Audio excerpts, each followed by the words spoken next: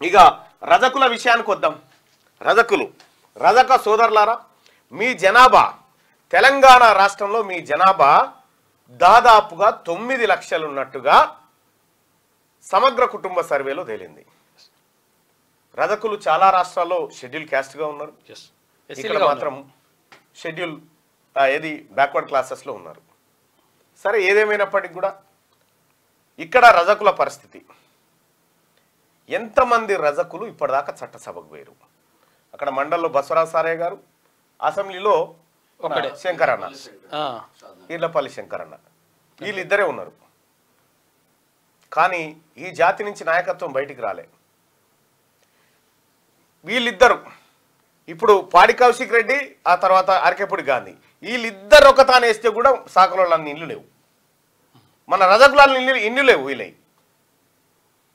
కానీ కొట్లాట వాళ్ళ చుట్టూ. ఇక్కడ రజకులకు సంబంధించి సాకలైలమ్మనే కాదు, మనకు సాకలైలమ్మ పోరాటమే తెలుసు. కానీ మీకు తెలవాల్సిన విషయం ఏంటంటే శ్రీలంకను పరిపాలించింది రజకులే, శ్రీలంక రాజ్యాన్ని, శ్రీలంక దేశాన్ని పరిపాలించింది రజకులే. అటువంటి రజకులు ఇవాళ అన్ని రకాలుగా వెనకబడిపోయి ఉన్నారు. రజకుల్లో అసలు చైతన్యం కేవలం రజకులు అంటే కేవలం బట్టలు ఉతికేటువంటి వాళ్ళు అనుకుంటారు. కాదు, ప్రతి ఇంటికి ఆడబిడ్డ లాంటిది సాకలి తల్లి. ఎందుకంటే ఇంట్లో ఏ కార్యం జరిగినా ఫస్ట్ ఆ బిడ్డ రావాల్సిందే, ఇంటికి మంచి చెడు చూడాల్సిందే.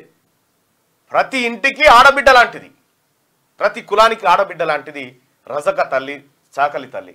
ఆ తల్లి వస్తే తప్ప ఇంట్లో కార్యక్రమం స్టార్ట్ కాదు. ఇంటి ఆడబిడ్డ ఆలస్యంగా వచ్చినా సరే కానీ ఈమె జల్లిని రావాల్సిందే. ఏ కార్యక్రమం అయినా, పెళ్ళి అయినా, చావైనా, ఏదైనా కూడా ఆమె రావాల్సిందే. ఇక్కడ రజకుల చరిత్రకు పోయి చూస్తే తెలుస్తుంది. మీరెందుకు అణచివేయబడ్డరో తెలుసా? మీరు బలమైన వాళ్ళు కాబట్టి అణచివేయబడ్డరు. బలహీనలైతే మిమ్మల్ని ఎవడు అంచకపోతుండే. మీరు బలమైన వాళ్ళు కాబట్టి అణచివేయబడ్డరు ఈ మొత్తం జాతిలో. మడేలు పురాణం చదువురి, అర్థమైంది? మడేలు పురాణం చదువురి.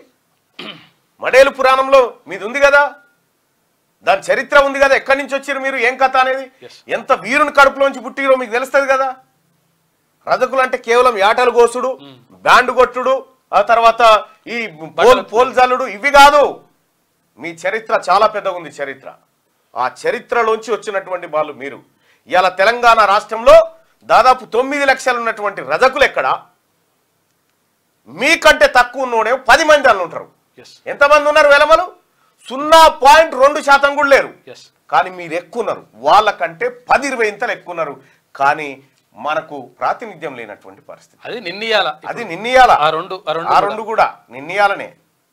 అందుకే రజక సోదరులారా, రాజకీయంగా చైతన్యవంతంగా మనమంతా బీసీ, మనమంతా బ్యాక్వర్డ్ క్లాసెస్. మీ ఇలా చాకలి ఐలమ్మ, సంత్ గాడిగే బాబా ఎవరైనా ఎంత పెద్ద మహనీయులు, తత్వవేత్తలు వాళ్ళంతా.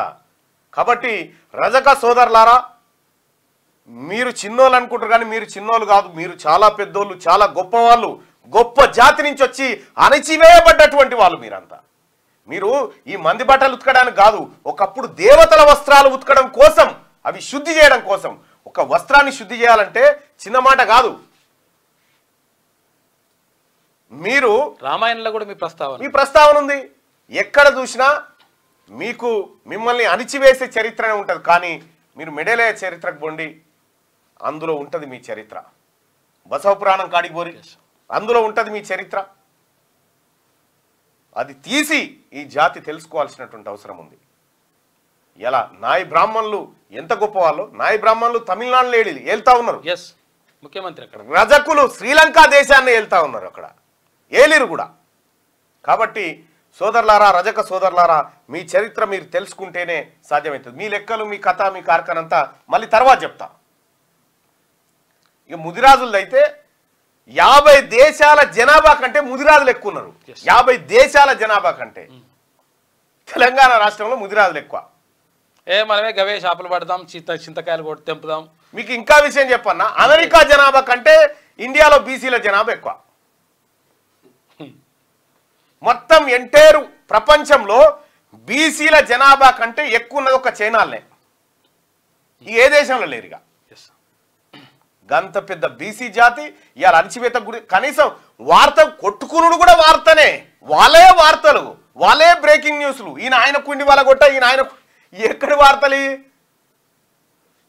ఇవాళ బీసీలకు 42% రిజర్వేషన్ అమలు చేయాలని 15-16 రోజుల పాటు తిండి తినకుండా నిరాహార దీక్ష చేసినటువంటి కుమార్ రజక బిడ్డ.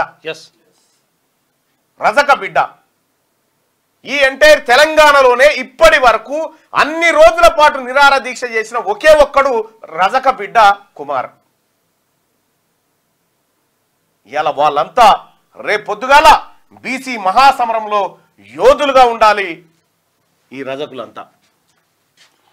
ఇగో ఈయనే కుమార్ 17 రోజులు ఆమరణ నిరాహార దీక్ష చేసిండు. ఇగో ఇక్కడ బన్నాడు చూడు, ఈయనే రజక రిజర్వేషన్ పోరాట సమితి కుమార్. ఆపకుండా 17 రోజుల పాటు దీక్ష చేసిండు కుమార్. వీళ్ళంతా ఈ బీసీ జాతి బాగుపడాలని చేసిరు, బీసీ జాతుల కోసం చేసిరు. క్యూన్యూస్ ఛానల్లో పనిచేయటకు అనుభవం గల సీనియర్ డిజిటల్ మార్కెటింగ్ వారు కావాలను సంప్రదించవలసిన నెంబర్ 8688926084. qnewsads@gmail.com ను సంప్రదించండి. లైక్ చేయండి.